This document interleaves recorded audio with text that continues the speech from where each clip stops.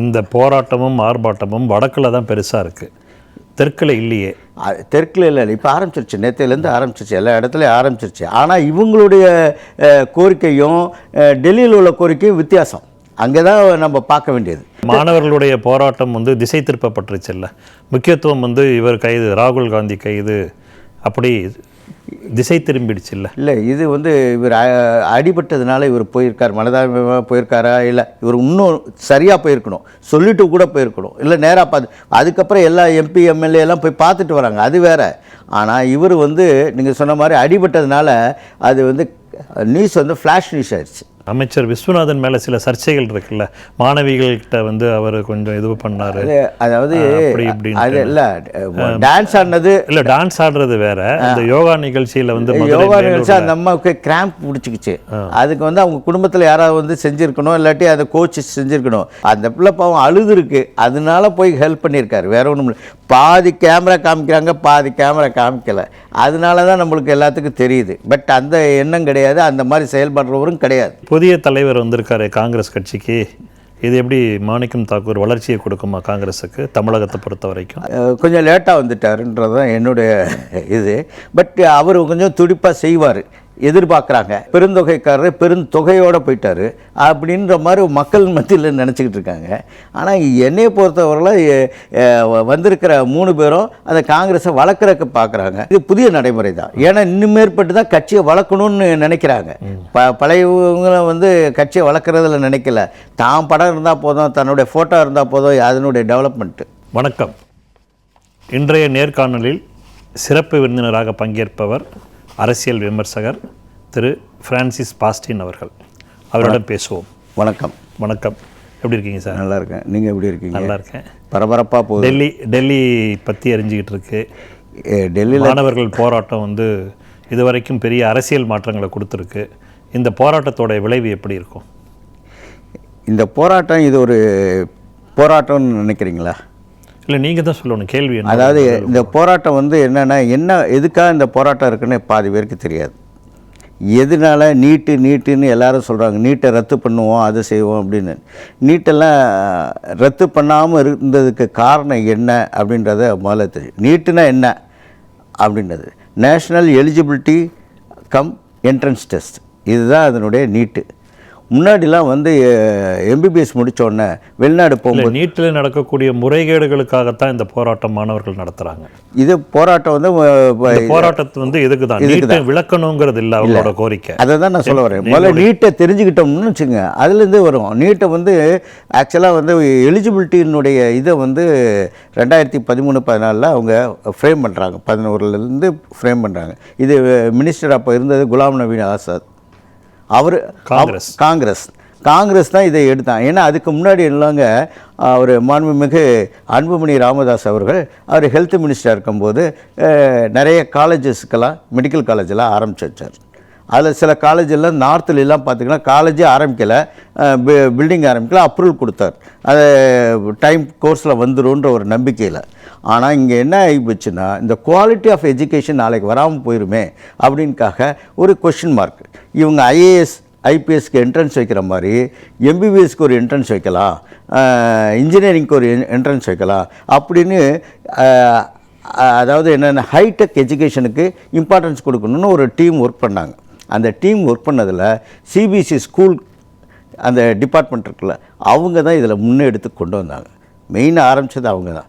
காங்கிரஸ் அரசு தான் நீட்டை கொண்டு வந்தது. ஆனால் சிபிஎஸ்சி மேனேஜ்மெண்ட்டு தான் அந்த டிபார்ட்மெண்ட்டு தான் ஃப்ரேம் பண்ணது. இதை ஃப்ரேம் பண்ணும்போது, ஆனால் அதுக்கு முன்னாடி சிஎம்சி வெள்ளூரில் அவங்க தனி என்ட்ரன்ஸ் வச்சுருந்தாங்க. சென்ட் ஜான்ஸு, அது ஏஎம்ன்றது ஆல் இண்டியா மெடிக்கல் கவுன்சில், அவங்க வந்து எய்ம்ஸுக்கு அவங்க தனியாக வச்சுருந்தாங்க. எல்லோரும் தனித்தனியாக என்ட்ரன்ஸ் டெஸ்ட்டு வச்சுருந்தாங்க. ஆனால் இது வந்து சாதாரண காலேஜஸ்க்கெல்லாம் என்ட்ரன்ஸ் டெஸ்ட் கிடையாது, பேஸ்ட் ஆன் த மார்க்ஸ். இதை கொண்டு வந்தபோது செப்டம்பர் 13க்குள்ளார 110 இடங்களில் வந்து கேஸ் நடத்துகிறாங்க. இந்த நீட்டு வர வேண்டான்னு கேஸ் போடுறாங்க. அது வாலண்டராகவே சுப்ரீம் கோர்ட் என்ன செய்யுது, செப்டம்பர் மாதம் அதை எடுத்து வித்தின் 2 months டிக்ளேர் பண்ணிடுறாங்க, இந்த நீட் எக்ஸாம் தேவையில்லை, கவர்மெண்ட் இந்த இதுக்கு தேவையில்லை அப்படின்னு டிக்ளேர் பண்ணிடுறாங்க. டிக்ளேர் பண்ண உடனே என்ன ஆகுது, தமிழ்நாடு கவர்மெண்ட்டோ இல்லை சென்ட்ரல் கவர்மெண்ட்டோ இதை வந்து அப்படியே விட்டுருக்கலாம், முடிஞ்சு போச்சு, கேஸ் முடிஞ்சு போச்சு. அவங்க என்ன செய்கிறாரு, அப்பீல் போகிறார். யார், குலாம் நபி, மாண்புமிகு குலாம் நபி ஆசாத். இது கெடுத்தது அங்கே தான் ஆரம்பித்தது. அவர் என்ன பண்ணுறாரு, இப்போ திமுக அமைச்சர் இணையமைச்சர் காந்தி செல்வன் இருந்தாரே, அவரும் தானே வந்து இதுக்கு இல்லை, அது வந்து காங்கிரஸ் திமுக 2 பேரும் தானே இருந்தாங்க. இதில் வந்து என்னென்னா சிபிஎஸ்சி ஸ்கூல் நடத்துகிறவங்க எல்லாருமே இதுக்கு சப்போர்ட் பண்ண ஆரம்பித்தாங்க. ஏன்னா இது வந்து லைஃப் வந்து எப்படின்னா ரிச் அண்ட் புவர், ரிச்சுக்குள்ள எஜுகேஷன்ற மாதிரி கொண்டு போகணுன்னு நினச்சாங்க. அதுதான் அங்கே உள்ள. ரெண்டாவது பாயிண்ட் என்னென்னா, இது கோச்சிங் நடத்துகிறாங்கல்ல, நீங்கள் கோச்சிங்கில் இன்றைக்கி எவ்வளோ டேர்ன் ஓவர் ஆகும்னு நினைக்கிறீங்க? கோச்சிங் கிளாஸில் பல கோடிகள், பல ஆயிரம் கோடிகள் இன்றைக்கி கவர்மெண்ட்டில் இந்த டிபார்ட்மெண்ட்டுக்கு அந்த மினிஸ்டருக்கு பணம் போயிட்டுருக்கு, ஏகப்பட்ட பணம் போயிட்டுருக்கு. நான் எவ்வளோன்னு நான் சொல்லக்கூடாது, அவ்வளவும் போயிட்டுருக்கு. இந்த கான்ட்ரவர்சியல் 2020 கான்ட்ரவர்சிகள், 2011 கான்ட்ரவர்சிகள், பேப்பர்ஸ் லீக் ஆகிறது. ஏன்னா டிபார்ட்மெண்ட்டு ஸ்ட்ராங்கான டிபார்ட்மெண்ட்டு கிடையாது. இது வந்து சிபிஎஸ்சி டீம் தான். அதனால் ஈஸியாக கொஸ்டின் பேப்பரை வந்து கான்ஃபிடண்ட்டாக இருக்காது. ஐஏஎஸ் மாதிரி, ஐபிஎஸ் மாதிரி, இந்த பப்ளிக் சர்வீஸ் கமிஷன் மாதிரி இருக்காது, கண்டிப்பாக இருக்காது. இது வெளியில் லீக் அவுட் ஆகிரும். இது மாதிரி ஒரு 4-5 தடவை லீக் ஆயிடுச்சு. இப்போ மாணவர்களுடைய கோரிக்கை என்னென்னா, அந்த கல்வி அமைச்சர் வந்து பதவி விட்டு விலகணும். 3 கோரிக்கை. அது ஒன்று மெயின். இந்த மாதிரி அவங்களுடைய போராட்டம் இன்றைக்கி 4வது நாளாக தொடருது. இப்போ பிரதமர் வந்து நான் வந்து ஃபாஸ்ட் ட்ராக் கோர்ட் அமைக்கிறேன்னு சொல்லியும் வந்து இவங்க ஒத்துக்கலை. இப்போ ஆளுங்கட்சி எதிர்க்கட்சி எல்லா எம்பிக்களுமே பாராளுமன்றத்தில் வந்து இன்றைக்கி போட்டி போட்டு 2 பேருமே வந்து வெளிநடப்பு அது இதுன்னு சொல்லி 4வது நாளாக பாராளுமன்றம் முடக்கப்பட்டிருக்கு. இது வந்து எப்படி இருக்கும்? இதுதான் 3 கோரிக்கை.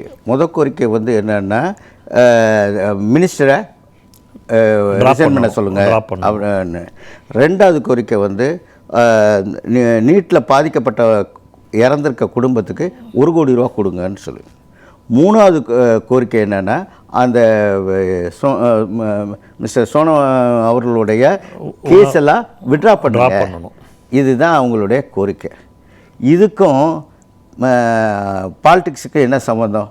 No politics. இதே தான் இவர் மிஸ்டர் அண்ணா சார், மதிப்புக்குரிய அண்ணா சாரை நடத்தும் போதும் லஞ்சம் வாங்கக்கூடாதுன்னு சொன்னார். அப்போயும் ஒரு 5-6 பேரில் வந்து இவங்களோட இருந்தாங்க, கிரண்பேடி மற்றவங்களாம் வந்து. நான் என்ன கேட்குறேன்னா, இந்த போராட்டமும் ஆர்ப்பாட்டமும் வடக்கில் தான் பெருசாக இருக்குது, தெற்கில் இல்லையே. தெற்கில் இல்லை, இப்போ ஆரம்பிச்சிருச்சு, நேற்றுலேருந்து ஆரம்பிச்சிருச்சு, எல்லா இடத்துலையும் ஆரம்பிச்சிருச்சு. ஆனால் இவங்களுடைய கோரிக்கையும் டெல்லியில் உள்ள கோரிக்கையும் வித்தியாசம். அங்கே தான் நம்ம பார்க்க வேண்டியது. இங்கே உள்ள கோரிக்கை ஒன்று, நீட்டை ரத்து பண்ணுங்க அப்படின்னு கோரிக்கை. இல்லை படித்தவன் அவனுக்கு சரியான வேலை கிடைக்காதனால அன்எம்ப்ளாய்மெண்ட் வந்து அண்டர் எம்ப்ளாய்மெண்ட். மாணவர்கள் போராட்டத்தில் அரசியல் தலைவர் போய் தலையிடலாமா? ராகுல் காந்தி மாணவர்களுடைய போராட்டம் வந்து திசை திருப்பப்பட்டுருச்சு. இல்லை, முக்கியத்துவம் வந்து இவர் கைது, ராகுல் காந்தி கைது, அப்படி திசை திரும்பிடுச்சு. இல்லை, இது வந்து இவர் அடிபட்டதுனால இவர் போயிருக்கார், மனதாபமாக போயிருக்காரா? இல்லை, இவர் இன்னும் சரியாக போயிருக்கணும், சொல்லிட்டு கூட போயிருக்கணும். இல்லை, நேராக பார்த்து அதுக்கப்புறம் எல்லா எம்பி எம்எல்ஏ எல்லாம் போய் பார்த்துட்டு வராங்க, அது வேறு. ஆனால் இவர் வந்து நீங்கள் சொன்ன மாதிரி அடிபட்டதுனால அது வந்து நியூஸ் வந்து ஃப்ளாஷ் நியூஸ் ஆயிடுச்சு. இப்போ ராகுலும் பிரியங்காவும் வேறு ஒரு சந்தர்ப்பத்தில் போய் அவங்கள வந்து சந்தித்து ஆறுதல் தெரிவித்து அவங்களோட பேசியிருக்கலாம். இப்போ இவங்க திடீர்னு உள்ள நுழைஞ்ச வாசு செய்தி திசை திருப்பப்பட்டு முக்கியத்துவம் வந்து குறைஞ்சி போச்சு இல்லையா? அது இவங்க பிஎம்ஏ போய் பார்த்துருக்கலாம். காலையில் பிறந்த நாளைக்கு போனாங்களாம், அப்படியே நடந்து போனாங்களாம், யார்கிட்டையும் சொல்ல, அப்படியெல்லாம் போய் செய்யக்கூடாது சார். பொலிட்டிக்கலில் வந்தாவே நீங்கள் ஸ்ட்ரைட்டாக வந்து பிஎம்கிட்ட போய் இது பிரச்சனை உங்களுக்கு, இதை தீர்த்து கொடுங்க அப்படின்னு சொன்னாவே வேலை முடிஞ்சு போச்சு. சரி, ரைட். இப்போ தமிழக காங்கிரஸில் வந்து இப்போ 2 பேர் வந்து அமைச்சராக இருக்காங்க. இவங்களுடைய செயல்பாடு எப்படி இருக்கு? விஸ்வநாதன் அண்ட் ராஜேஷ். தமிழக அமைச்சர்கள் ரெண்டு தமிழ அவங்க இப்போதைக்கு பொறுத்தவரையில் மாண்புமிகு விஸ்வநாதன் அவர்கள் ரொம்ப நல்லா பண்ணிக்கிட்டு இருக்காரு. எல்லா ஸ்கூல்லேயும் எல்லாமே பண்ணிக்கிட்டாரு. சின்ன சின்ன விஷயங்கள் வந்தால் கூட இவர் பண்ணுறது வந்து அதாவது சின்ன சின்ன விஷயங்கள்னா என்ன, அவர் பசங்களை குஷிப்படுத்துறதுக்காக டான்ஸ் ஆடின மாதிரியும் அவர் மிஸ்டர் ராஜேஷ் வந்து ரொம்ப தெளிவாக யாருக்கும் இல்லாமல் கரெக்டாக என்னென்ன டூரிசம் டெவலப்மெண்ட் பண்ணணும், யார் யாருக்கு பண்ணணும், எந்த இடத்துல மக்களை வெளிநாட்டு மக்களை வர வைக்கணும், அதுக்கான ஒர்க்கை அவர் நல்லா பண்ணிக்கிட்டு இருக்கார். யார் அமைச்சர் விஸ்வநாதன் மேலே சில சர்ச்சைகள் இருக்குல்ல, மாணவிகள்கிட்ட வந்து அவர் கொஞ்சம் இது பண்ணாரு. அதாவது அது இல்லை டான்ஸ் ஆடினது இல்லை, டான்ஸ் ஆடுறது வேற. அந்த யோகா நிகழ்ச்சியில் வந்து யோகா நிகழ்ச்சி அந்த அம்மாவுக்கு கிராம்ப் பிடிச்சிக்கிச்சு. அதுக்கு வந்து அவங்க குடும்பத்தில் யாராவது வந்து செஞ்சுருக்கணும், இல்லாட்டி அதை கோச் செஞ்சுருக்கணும். இவர் ஆர்வத்தில் அவர் போய் தொட்டிருக்காரு ஒழியா இது இல்லை. அது திமுகலேருந்து எல்லா கட்சியும் வந்து அவர் மேலே வந்து போஸ்கோ சட்ட நடவடிக்கைகள் எல்லாம் மேற்கொள்ளணும்னு சொல்லி ஒரு பெரிய ஒரு சர்ச்சையை சட்டம் பாயிறது எங்கே சட்டம் பாயணும், கிரிமினல் வழக்குகளை இதெல்லாம் பண்ணணும். இவர் கிரிமினல் வழக்குகளை அந்த பிள்ளை பாவம் அழுது இருக்கு, அதனால போய் ஹெல்ப் பண்ணியிருக்காரு. வேற ஒன்றும் இல்லை. பாதி கேமரா காமிக்கிறாங்க, பாதி கேமரா காமிக்கலை. அதனால தான் நம்மளுக்கு எல்லாத்துக்கும் தெரியுது. பட் அந்த எண்ணம் கிடையாது, அந்த மாதிரி செயல்படுறவரும் கிடையாது. ஏற்கனவே தமிழகத்திலிருந்து மத்திய அமைச்சர்கள் இருந்தாங்க. ஆமாம், அவங்க யாரும் சத்தியமூர்த்தி பவன் பக்கம் போகல. பட் இந்த ரெண்டு அமைச்சர்களும் தினந்தோறும் ஒருவர் மாற்றி ஒருத்தர் வந்து சத்தியமூர்த்தி பவன் போகிறாங்க புதன்கிழமை. அது கட்சியுடைய வளர்ச்சிக்காகவா இல்லை நீங்கள் இருக்குமா? கட்சி உண்டு, வளர்ச்சிக்காகவும் இருக்கலாம். கட்சியில் இருக்கிறதுக்கு என்ன செஞ்ச அப்படின்னு கட்சிக்காரங்களும் கேட்பாங்கள. இது புதிய நடைமுறை தானே? இது புதிய நடைமுறை தான். ஏன்னா இன்னும் மேற்பட்டு தான் கட்சியை வளர்க்கணும்னு நினைக்கிறாங்க. பழையவங்களை வந்து கட்சியை வளர்க்குறதுல நினைக்கல. தான் படம் இருந்தால் போதும், தன்னுடைய ஃபோட்டோ இருந்தால் போதும், அதனுடைய டெவலப்மெண்ட்டு. ஆனால் இவங்க ரெண்டு பேருமே அது இவர் சொன்னார், எல்லாத்துக்கும் போய் அட்மிஷன் கேட்பாங்க. ஒரு பைசா யாருக்கும் கொடுக்காத, என் பேரை சொல்லி கொடுக்காத, நான் ஃபோன் பண்ணி சொல்கிறேன், இல்லை நான் லெட்டர் தரேன், நீ நேராக போய் அவங்களே எல்லா காலேஜஸும் குறைஞ்சபட்சம் எல்லா காலேஜஸினுடைய பிரின்சிபால்ட்டையும் என் பேரை சொல்லி வாங்கினா காசு எதுவும் யார்கிட்டயா கொடுத்து வாங்கினாங்கன்னா அந்த அடுத்த நிமிஷமே நீங்கள் கேன்சல் பண்ணிடுங்க சீட்டை. ஸோ அதெல்லாம் லஞ்ச லாவண்யம் இல்லாமல் அனுமதி கொடுக்குறேன்னு சொல்லி அவர் அந்த மாதிரி சொன்னதா சொல்கிறீங்க? ஆமாம், சரி. நானே கண்ணில் பார்த்துருக்கேன். ஏதாவது அட்ஜஸ்ட்மெண்ட் பண்ணலாம், அதெல்லாம் எவனும் வரக்கூடாதுங்க அப்படின்ற ஒரு ஸ்டேஜை பண்ணுறாரு. இன்னும் எஜுகேஷனை வந்து ஹையர் எஜுகேஷன் இன்னும் கொண்டு போகணும். 35% வந்து புதிய தலைவர் வந்திருக்காரு காங்கிரஸ் கட்சிக்கு. இது எப்படி மாணிக்கம் தாக்கூர் வளர்ச்சியை கொடுக்குமா காங்கிரஸுக்கு தமிழகத்தை பொறுத்த வரைக்கும்? அதாவது தமிழகத்தை பொறுத்தவரையில் அவர் அந்த ராகுல் காந்தி அவங்க ஃபேமிலிக்கு, சோனியா காந்தி ஃபேமிலிக்கு ரொம்ப நெருக்கமானவர். கொஞ்சம் லேட்டாக வந்துட்டாருன்றது தான் என்னுடைய இது. பட் அவர் கொஞ்சம் துடிப்பாக செய்வார், எதிர்பார்க்குறாங்க தொண்டர்கள். ஏதாவது இன்னும் உள்ளாட்சி தேர்தலையாவது ஒரு நல்ல இதை அமைக்கலாம் அப்படின்னு. அவர் பெருந்தொகைக்காரர், பெருந்தொகையோடு போயிட்டார் அப்படின்ற மாதிரி மக்கள் மத்தியில் நினச்சிக்கிட்டு இருக்காங்க. ஆனால் என்னையை பொறுத்தவரையில் வந்திருக்கிற 3 பேரும் அந்த காங்கிரஸை வளர்க்குறதுக்கு பார்க்குறாங்க. அந்த வளர்க்குறதுல வந்து குறைபாடுகள் வந்து எங்கே இருக்கும் அப்படின்னு சொன்னிங்கன்னா, அவங்களுக்கு அந்த உள்ளாட்சி தேர்தலில் போடுற சீட்டை பொறுத்து தான் இருக்கும். எப்போதுமே உள்ளாட்சி தேர்தலில் தான் ப்ராப்ளம் ஆகும். ஸோ இப்போ அவங்க வந்து நிறைய மேயர் சீட்டும் நிறைய சேர்மன் சீட்டும் கேட்க வாய்ப்பு இருக்குது. அதாவது ஏதோ சீட்டு கிடைக்கும், அவ்வளோதான் நான் சொல்ல முடியுமே. நம்ம வந்து டிசைடிங் அத்தாரிட்டி கிடையாது. தாவேக்கா வந்து அதை பற்றி கரெக்டாக யோசனை பண்ணி தான் அதை செய்வாங்க. நீங்கள் இன்னும் சொல்ல போனோம்னா, இந்த தமிழ்நாட்டில் நடக்கிற 3 இடத்துல போராட்டம், கவர்னர்கிட்ட ஒரு போராட்டம், பெண்கள் போராட்டம். ஏன்னா அவங்களுக்கு வந்து 1996 பார்லிமெண்ட்டில் 33% பில் பாஸ் பண்ணாங்க. இன்னை வரையும் அது பண்ண முடியல. நான் என்ன சொல்கிறேன், இந்த பிஜேபி ஒன்றிய அரசு வந்து சில காரியங்கள் எடுக்கணும். பழைய காரியங்களை எடுத்து போல்டாக டிக்ளேர் பண்ணணும். சில விஷயங்கள் வந்து இந்த அட்ஜஸ்ட்மெண்ட்டு 3 தான். மந்திரியை வந்து வாபஸ் வாங்கிட்டு இன்னும் இவ்வளோ பெரிய கூட்டம் நடத்த தேவையில்லை, இவ்வளோ ஒரு பிரச்சனை தேவையில்லை. உலகம் பூரா உள்ள மீடியாக்கள் வந்து 1க்கு 10 மாற்றிக்கிட்டு இருக்காங்க. அதுலேயே வந்து இன்னொன்று சொல்ல போனோம்னா, இந்த கூட்டம் மாஸ் வரும்போது ஒரிஜினல்காரன் இருக்க மாட்டான். அது பேர் என்ன, தீவிரவாதிகள் இந்த மாதிரி குரூப்பு வந்து உள்ளார நுழைஞ்சு நாசப்படுத்துவாங்க. இதெல்லாம் தூத்துக்குடி கேஸில் ஒழுங்கான போராட்டம் நடத்துகிறவங்க ஒழுங்காக நடத்துவாங்க. ஆனால் இடையில வந்து யாராவது சேர்ந்து ப்ராப்ளம் பண்ணாங்கன்னு வச்சுக்கோங்க, யாருக்குமே தெரியாது. இது இயற்கை. இந்த இப்போ கரூர் இன்சிடென்ட்னு எடுத்துக்கோங்க, எல்லா இடத்துலையும் இருங்க. நிச்சயமாக வந்து ஒழுங்கானவர்கள் வந்து முடிச்சுட்டு போயிடணும்.